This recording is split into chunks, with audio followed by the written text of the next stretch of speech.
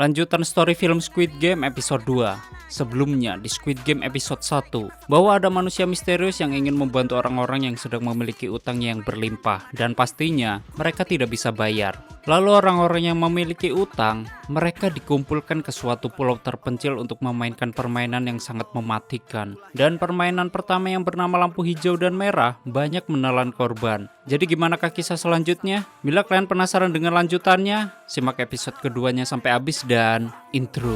Coba ku tanya apa di pundakmu, kau jawab pangkat dan ku panggil sampah. Coba ku tanya apa misi kamu, ku tunjuk Tuhan buka kartu. Bukan pesulap, namanya melesat terkena pasal karena suap.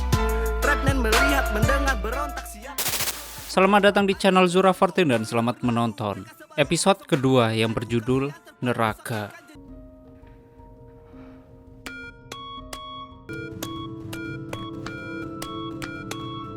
Jadi para peserta yang telah gugur, mereka dimasukkan peti lalu mayatnya dikremasi di sebuah oven. Sedangkan para pemain yang masih hidup, mereka semua syok dengan permainan pertama yang mereka mainkan karena di sana mereka dibantai habis-habisan. Sedangkan Kin Hun, dia berterima kasih dengan Wo dan Ali karena telah menyelamatkannya. Tak berselang lama para ranger pun muncul. Di sini, pemimpin mengucapkan selamat kepada peserta yang berhasil lolos dari permainan pertama. Kemudian pemimpin mengumumkan hasil permainan yang dimana jumlah pemain awal adalah 456, sedangkan yang tereliminasi berjumlah 255 pemain. Lalu yang berhasil lolos berjumlah 201 pemain. Kemudian Minyo meminta ampun karena dia mengira dipaksa melakukan permainan ini karena hutang-hutangnya dan dia akan mencoba melunasinya. Sedangkan yang lainnya juga mengikuti Nyo, yaitu meminta ampun. Namun pemimpin mengatakan kalau ini adalah salah paham karena seluruh staf mereka tidak berniat melukai atau bahkan menagih hutang. Yang pada dasarnya permainan ini diadakan untuk memberikan kesempatan. Lalu nomor 101 menepisnya karena ini bukan kesempatan, melainkan pembunuhan. Dan yang lainnya juga berargumen yang sama, bahwa permainan ini tidak manusiawi. Memang kami memiliki utang, tapi bukan berarti kami pantas mati. Akan tetapi, pemimpin meluruskan bahwa ini adalah permainan. Dan bagi para pemain yang gugur, mereka telah kalah. Lalu pemain yang menang akan mendapatkan hadiah uang yang telah disepakati. Namun para peserta, mereka tetap tidak terima dengan perlakuan ini, yaitu dibantai massal. Dan mereka tidak membutuhkan hadiah uang tersebut. Kemudian para peserta meminta agar mereka dikeluarkan dari tempat laknat ini. Akan tetapi, pemimpin kembali memberitahu pasal 1 di formulir persetujuan, bahwa para pemain tidak diperbolehkan berhenti bermain. Lalu 119 bacot, kalau para staf nggak akan bisa lolos, karena polisi akan mendatangi tempat ini untuk mencari orang-orang yang dilaporkan hilang. Dan mereka datang dengan melacak HP para peserta. Pusing dengan bacotan, pemimpin memberikan tembakan peringatan.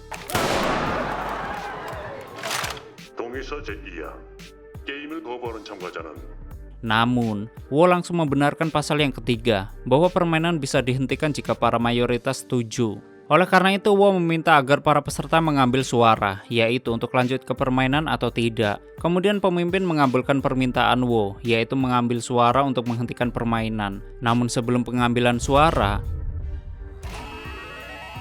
pemimpin memberitahu jumlah uang hasil permainan pertama dan itu sesuai perjanjian. Lalu hasilnya ada 255 pemain yang gugur di permainan pertama dan setiap orang yang gugur dihargai 100 juta won. Jadi buat total pertama uangnya adalah 25,5 miliar won dan bila para pemain berhenti bermain, uang hasil permainan pertama akan dikirim ke keluarga pemain yang telah gugur dan masing-masing akan mendapatkan 100 juta won. Sedangkan pemain yang masih hidup, mereka pulang dengan tangan kosong. Mi bertanya, 6개 게임 다 통과하면 얼마를 주시나요? Pemimpin memberitahu, karena ada 456 pemain, jadi total hadiahnya adalah 45,6 miliar won.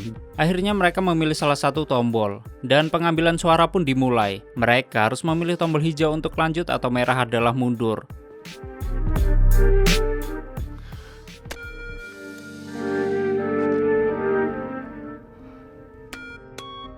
Akhirnya mereka memilih salah satu tombol, hingga akhirnya kedua-duanya seri dan hanya tersisa kakek 6. Dan dia mau memilih warna apa, coba tebak? Tolong tulis di komentar, aku kasih waktu 10 detik.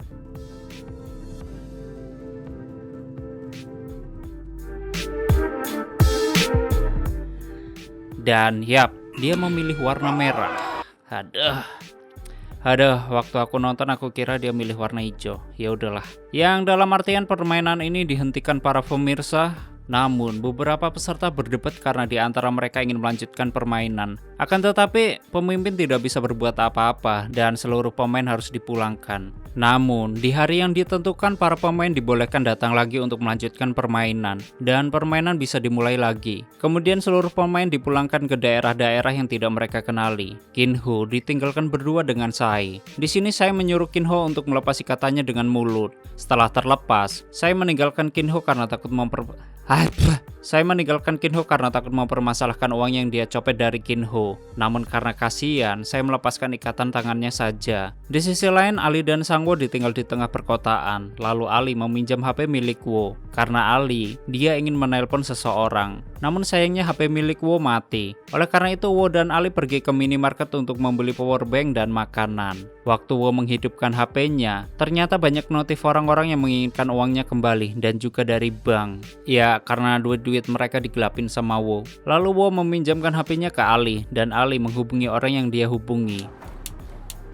Waktu ingin pulang, Wo memberi Ali uang karena Wo mengetahui Ali tidak punya uang sama sekali. Namun Ali menolaknya dan ingin pulang jalan kaki. Akan tetapi Wo tetap memaksa Ali untuk mengambil uangnya. 감사합니다.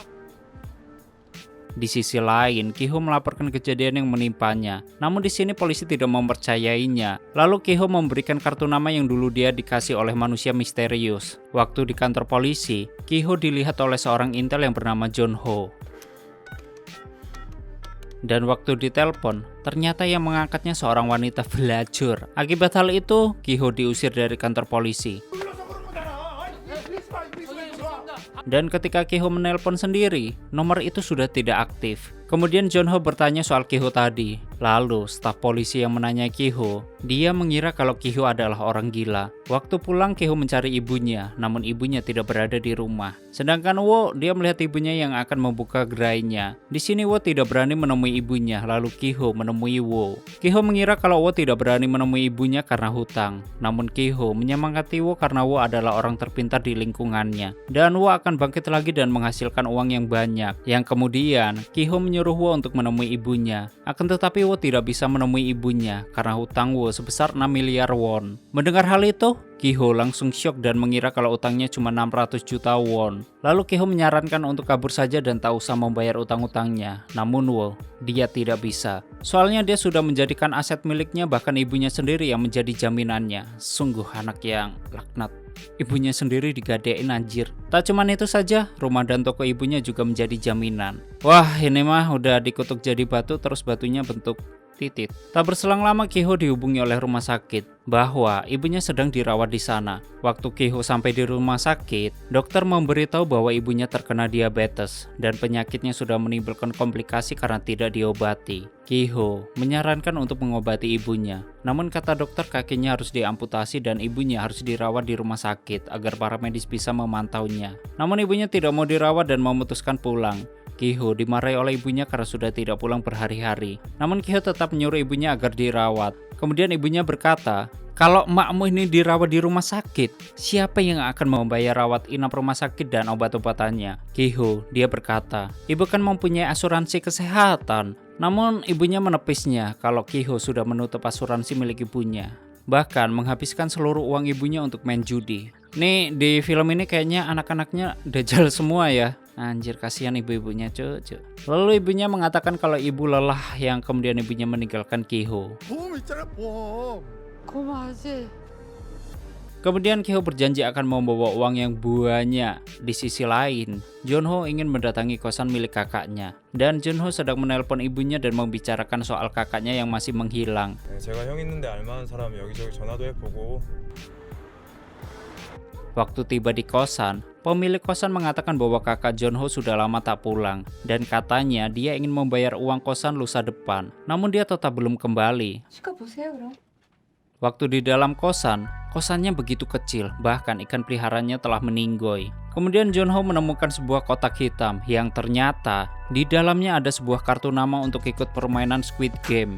Kemudian Junho langsung teringat dengan kartu milik Ki-ho yang tertinggal di kantor polisi. Di sisi lain, saya sedang menemui adiknya bernama Cholo dan dia tinggal di sebuah panti asuhan. Di sini saya sangat menyayangi adiknya, namun Cholo selalu marah dengan saya karena Cholo tidak mau tinggal di panti asuhan ini. Ditambah, katanya saya ingin membawa ibu dan ayahnya ke Korea Selatan. Soalnya emak sama bapaknya saya masih di Korea Utara. Saya pun mencoba menenangkan adiknya dan akan berusaha membawa kedua orang tuanya ke sini dan mereka akan tinggal bersama lalu hidup bahagia. Sedangkan Junho, dia mau minta identitas Ki-ho kepada staf polisi dengan beralasan bahwa Ki-ho adalah teman lamanya. Lalu Junho mau minta alamat rumah milik Ki-ho. Di sisi lain, Ali mendatangi tempat kerjanya dulu. Kemudian, Ali menemui bosnya. Sambil marah-marah karena teleponnya tidak diangkat, Ali meminta upah bayaran selama kerja di sini. Namun bosnya mengelak bahwa dia sedang tidak memiliki uang. Ali pun memaksa bosnya untuk memberikan uangnya. Namun hal itu sia-sia dan Ali sempat melihat sebuah amplop milik bosnya yang berisi uang. Ali pun langsung mengejarnya hingga terjadi perbentrokan duniawi. Yang kemudian tangan bosnya terjepit mesin. Setelah itu Ali mengambil uang yang ada di amplop bosnya. Kemudian Ali pun kabur.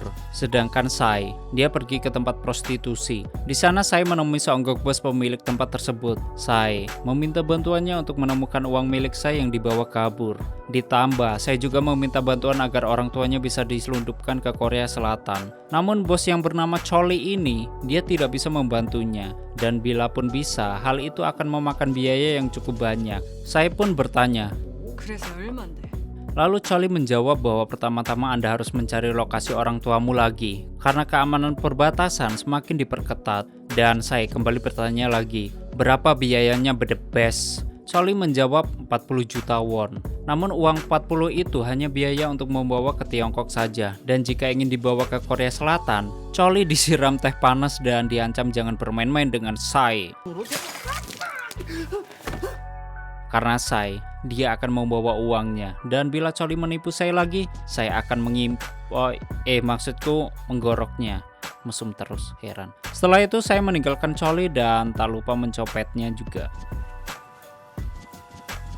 Sedangkan di toko ikan milik ibunya Wo, Bi Jonggo sedang menelpon Wo dan mengkhawatirkan keadaan Wo. Namun Wo menyuruh ibunya agar tidak mengkhawatirkannya. Wo membohongi ibunya bahwa dia sedang di Amerika dan melakukan bisnis. Waktu Wo ingin mengatakan sesuatu, tiba-tiba ada pelanggan sehingga Wo tidak jadi membicarakannya. Bi Jonggo sangat membanggakan anaknya karena Wo selalu membelikan sesuatu untuk Bi Jonggo. Ketika pelanggan itu bertanya Wo sudah menikah atau belum, Bi Jonggo mengatakan belum. Lalu pelanggan yang bernama Lin Chongi, dia ingin menjodohkan Wo dengan seseorang. Namun kata Bi Jonggo, standar anaknya sangat tinggi. Dan tak berselang lama ada dua polisi yang datang dan menanyakan keberadaan Wo. Bi Jonggo mengatakan bahwa Wo sedang di Amerika dan melakukan bisnis. Di sini kedua polisi itu ingin menangkap Wo karena penggelapan dana. Bi Jonggo yang mendengar hal itu, dia mencoba mengelak plus malu-malu gitu karena di situ masih ada Lin Chong.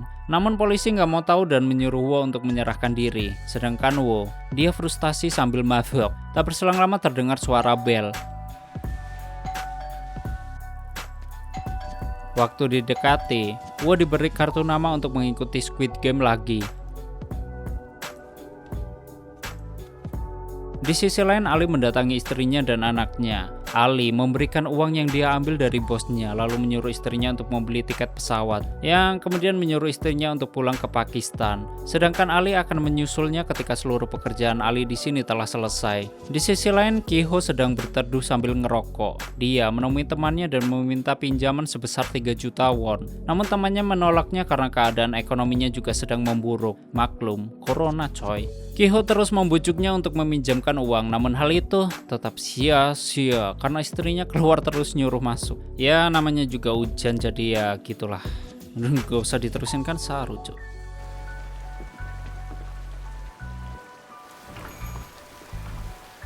Lalu Ki-ho duduk di depan minimarket sambil ditemani sebotol soju dan sebat rokok surya ketengan, ngutang lagi. Dan tiba-tiba muncul kakek Ilnam. Kakek Ilnam menyapa Ki-ho, lalu Ki-ho menyuruh kakek Ilnam untuk duduk. Yang kemudian mereka berbincang-bincang dan mabuk bersama. Ki-ho berkata, seandainya ada sodokan, pasti lebih mantap. Kemudian kakek Ilna mengeluarkan sebungkus rameon rasa kemaksiatan dan mereka makan mentah-mentah. Jadi ingat zaman SD, tapi makan Indomie rasa kebangsaan sih. Bagaimana dengan kalian? Lalu kakek Ilna mengatakan bahwa dia ingin kembali ke permainan karena hidup kakek Ilnam sudah tidak lama lagi. Jadi dia tidak ingin diam sambil menunggu hari kematiannya karena siapa tahu kakek Ilnam bisa menang di sana. Soalnya di permainan pertama kakek Ilnam dapat menyelesaikan permainan lebih cepat dari Ki-ho dan kakek Ilnam menyadari bahwa setelah keluar dari permainan, kehidupan di luar ternyata lebih menyiksa. Di sisi lain, Deok sedang menunggu seseorang yang ternyata dia adalah anak buahnya Deok. Lalu anak buahnya yang bernama Lee Chin, dia memberikan sebongkah uang untuk Deok. Dan Lee Chin berjanji akan memberikan uang lebih banyak lagi di akhir pekan ke Deok. Soalnya bos besar Deok dulu, dia sedang mengerahkan anak buahnya ke beberapa lokasi untuk mencari Deok. Lalu Lee Chin bertanya, kamu sembunyi di mana saja selama ini? Dan Deok tidak bisa memberitahunya. Kemudian Deok ingin pergi ke mobil milik Lee Chin untuk membicarakan hal itu. Lee Chin memberhentikan Deok di sebuah jembatan. Lalu Deok menunjukkan sebuah kartu nama untuk bermain di Squid Game. Di sini Deok berencana untuk menyusup ke sana dan mencuri seluruh uangnya. Oleh karena itu Deok membutuhkan beberapa orang dan senjata untuk melancarkan aksinya. Namun Tuhan berkehendak lain. Ternyata di sini Deok dijebak oleh Lee Chin karena Deok berhutang banyak ketika berjudi di Filipina. 근데 필리핀 카지노에서는 얼마를 날리신 거예요? Jadi gangster Filipina datang ke Korea untuk mengambil organ tubuh milik Deok. Merasa kesal, Deok langsung menikam Lee Chin hingga mau diarsek. Lalu Deok mengucapkan selamat datang di Korea Selatan. Abis itu ditantangin, terus kabur dan nyemplung kali deh. Ngintir dia sampai ke Kali Ciliwung dan nyampe di Kali Ciliwung. Nih bawa apa ya? Bawa aroma kemaksiatan gitu. Soalnya Kali Ciliwung isinya kondom anjir. Waktu di rumah suami mantan istrinya, Ki-ho meminta pinjaman kepadanya. Ki-ho meminjam uang sebesar 2 juta won. Lalu mantan istrinya mengatakan bahwa Ki-ho keterlaluan karena Ki-ho tidak memberikan uang tunjangan kepadanya bahkan anaknya. Lalu Anda datang untuk meminjam uang? Sungguh keterlaluan. Pria macam apa Anda ini? Namun Ki-ho menjelaskan bahwa uang itu untuk biaya obat ibunya yang sedang sakit. Mantan istrinya bertanya, "Loro poto DE?" Ki-ho menjawab, "Diabetes akut dan dia harus dioperasi." Namun mantan istrinya tidak mempunyai uang. Yang kemudian dia mengusir Ki-ho. Tak berselang lama, suami mantan istrinya yang bernama Arifin, dia datang bersama dengan Yeong dan anak lakinya. Ki-ho pun langsung buru-buru pergi. Kemudian mantan istri Ki-ho menjelaskan ke Arifin bahwa Ki-ho ingin meminjam uang. Ketika di luar, Ki-ho diberikan uang oleh Arifin. Namun Arifin meminta satu permintaan, yaitu jauhi Yeong. Mendengar hal itu, Ki-ho langsung memukulnya dan melemparkan uangnya. Karena hal itu tidak bisa dibeli dengan uang. Lalu, Ki-ho pun pergi dari tempat itu. Yang kemudian Ki-ho bertemu dengan Jong-ho. Jong-ho mengatakan bahwa dia polisi dan mengetahui bahwa Ki-ho dia membuat sebuah laporan beberapa hari lalu. Dan hal itu soal penculikan dan penyekapan yang dialami Ki-ho. Namun Ki-ho mengelaknya dan mengatakan kalau semua ceritanya hanya karangannya saja karena dia sedang mabuk. Jong-ho berkata bahwa kakaknya memiliki kartu nama yang sama dengan milik Ki-ho dan sekarang kakaknya menghilang. Namun Jong-ho mencoba meminta bantuan ke Ki-ho untuk mencari kakaknya. Namun Ki-ho tidak bisa membantunya. Waktu ingin masuk rumah, Ki-ho melihat sebuah kartu nama Squid Game berada di pintunya. Lalu orang-orang yang ingin ikut main lagi, mereka menunggu di lokasi jemputan. Dan mereka pun masuk ke mobil yang menjemput mereka. Waktu masuk, ya seperti biasa, mereka dibius menggunakan asap. Sedangkan Jong-ho, dia mengikuti mobil yang membawa Kin-ho. Waktu semuanya dibius, ternyata saya tidak ikut terbius dan bersambung. Masih kan tolak segani kita orang yang lebih diproses. Diam tong simak melihat kamu orang Oke, seperti itulah story film Squid Game episode 2. Dan bagaimanakah kelanjutannya? Bahwa kita melihat saya di sini nggak terbius sendiri. Akankah dia aneh-aneh atau gimana? Entahlah para pemirsa. Kita tunggu kelanjutannya di episode ketiganya. Dan terima kasih sudah nyimak video ini sampai habis. Terus support channel ini dengan menekan like, subscribe, dan share ke alam semesta. Aneh pamit and stay on this my channel. Jangan kemana-mana, sampai ketemu lagi di video selanjutnya. Bye bye.